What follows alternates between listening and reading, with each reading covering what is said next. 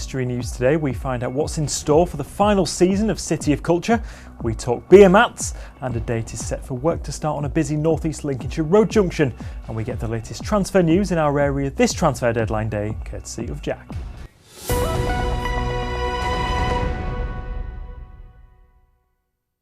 The final season of Hull's year as City of Culture has been revealed today. Tell the World runs from October until December, and we'll look ahead to how the city expresses itself in the future. Has written a play about Lillian Ballocker that'll be performed at Hull Truck Theatre, and the likes of Will Self, Sarah Pascoe, Melvin Bragg and Hull's own Rhys Shearsmith will also perform in the city. The final season also includes the reopening of Hull's new theatre and the Turner Prize. The announcements were made at the stage at the dock earlier on today. The chair of the City of Culture Company, Rosie Millard, said earlier that the 8 months so far have surpassed all expectations. We'll hear from her shortly. But first, Councillor Stephen Brady, the leader of Hull City Council, says the focus is now on the years to come after a year of smashing targets. It's more important than this year, because if it was just a year of everybody enjoying themselves, that would be a wasted journey. Our journey is now beyond the next 10 and 20 years, but certainly we've achieved everything we set out in the 10-year plan from 2013. UK City of Culture, new investments, £3 billion since 2013, and lots more to come, and that's what we need to do. 8 months in, and with 4 glorious months to go, this year has surpassed all our hopes and dreams. What we absolutely know now is that the achievement, which is colossal, has been a collective act.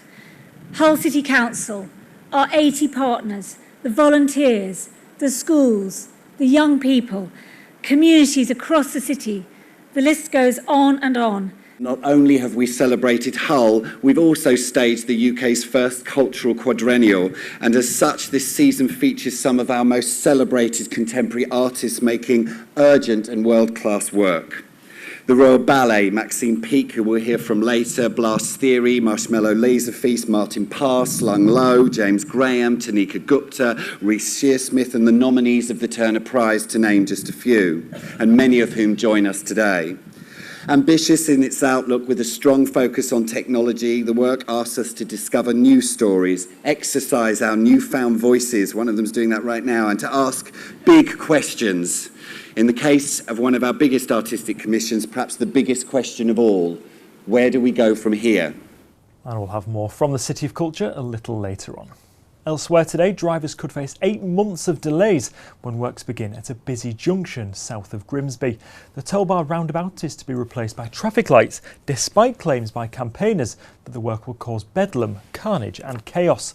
North East Lincolnshire Council has confirmed the work is likely to start in Easter 2018 to transform what is described as a traffic bottleneck. It will cost £2 million and the junction will remain open during the work.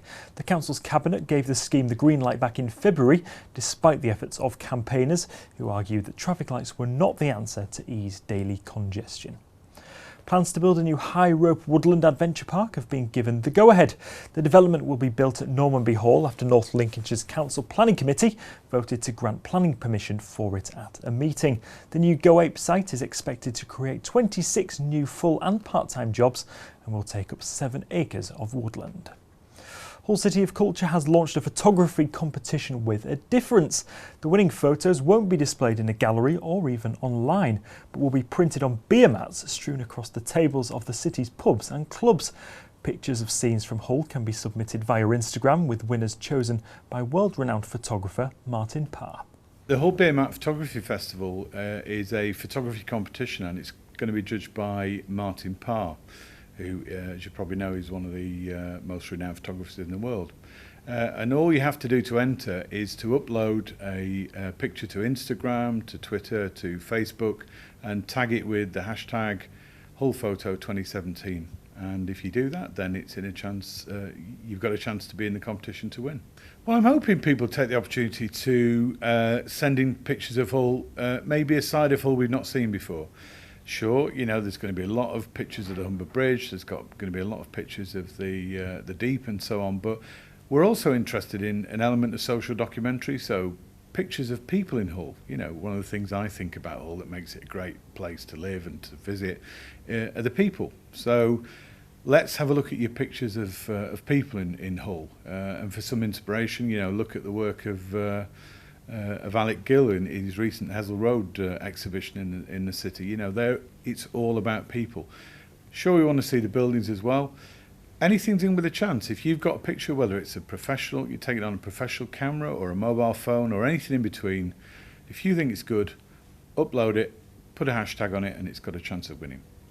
There are a number of workshops running in September, October to support the competition, and they'll be run in Hull by photographers who will teach you everything from taking pictures with your mobile phone to more intermediate classes to, we've got Doogie Wallace, who's a renowned street photographer. So he's coming down, and you can take part in that workshop in September. You know, hone your street photography skills with one of the leading practitioners in the country. If you want to find out more about the workshops or the competition in general, just go to the Hull 2017 website. And we've decided there's no need for a City of Culture review this week. We've covered enough City of Culture stuff in the show so far. To enter, simply upload a photograph taken in Hull and East Yorkshire to Instagram, Twitter or Facebook with the hashtag HullPhoto2017. Now it's transfer deadline day in the world of football. Here's Jack to tell us what it means for Hull City, Scunthorpe United and Grimsby Town.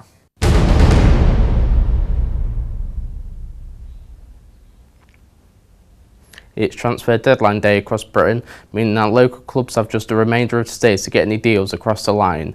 Hull City are working on a number of deals. They're still reportedly trying to sign Leicester forward Ahmed Musa on a season-long loan.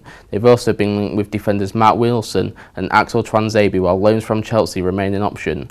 Winger Kamil Grzycki continues to be connected with a move to the Premier League. Meanwhile, Oxford midfielder Marvin Johnson, who was linked with the Tigers earlier in the window, has joined Middlesbrough. We'll keep you updated on our Twitter page throughout the evening.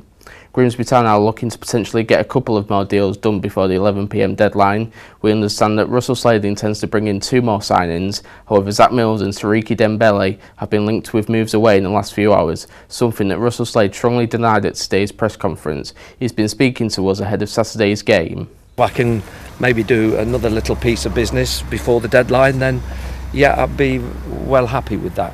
I mean, the important thing is, and I think what you've seen, and it doesn't take a scientist really. It is a bit of a rebuilding job that we've got here. That's 11 players, I think, isn't it? We've done so far. So you know, so there's still a settling in period for 1 or 2, and the ones that have come in late as well. But we're getting, I think, a better group of players. In terms of, not just in terms of attitude, but in terms of ability as well, and I think that's what's been needed at the football club. Last season's top scorer for Scunthorpe United has been linked away with a move. Josh Morris could be on his way to Bolton Wanderers in the Championship if some reports are to be believed. He scored 23 in all competitions since joining the Iron last summer. North Ferriby are preparing to host Tamworth on Saturday. This will be the village's 3rd game in a week after drawing 1-1 with Darlington last Saturday and then losing 2-0 to Gainsborough on Monday. Steve Howsham's side currently sit 23rd in the National League North, 2 points adrift of safety. Rugby now, and Hull FC travel to Leeds Rhinos this evening as the Super 8s return. The Early Bears lost last time out in the 8s against Huddersfield, but go into tonight's game on the high of winning the Challenge Cup at the weekend.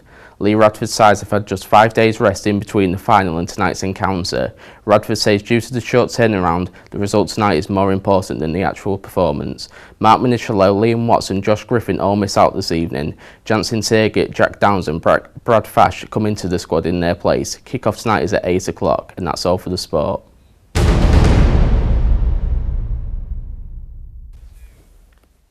And as Jack was saying there, all our professional clubs seem to be involved in transfer deadline day some way up until the 11 o'clock deadline, so keep an eye on our Twitter page at Estuary TV for updates throughout the evening. As always, if you've got a news story you think we should be covering, please get in touch in one of the usual ways. You can give us a call on 01472 315 561. You can email news@estuary.tv, or you can look out for us on Facebook or Twitter at Estuary TV. We look forward to hearing from you. Until tomorrow, good afternoon.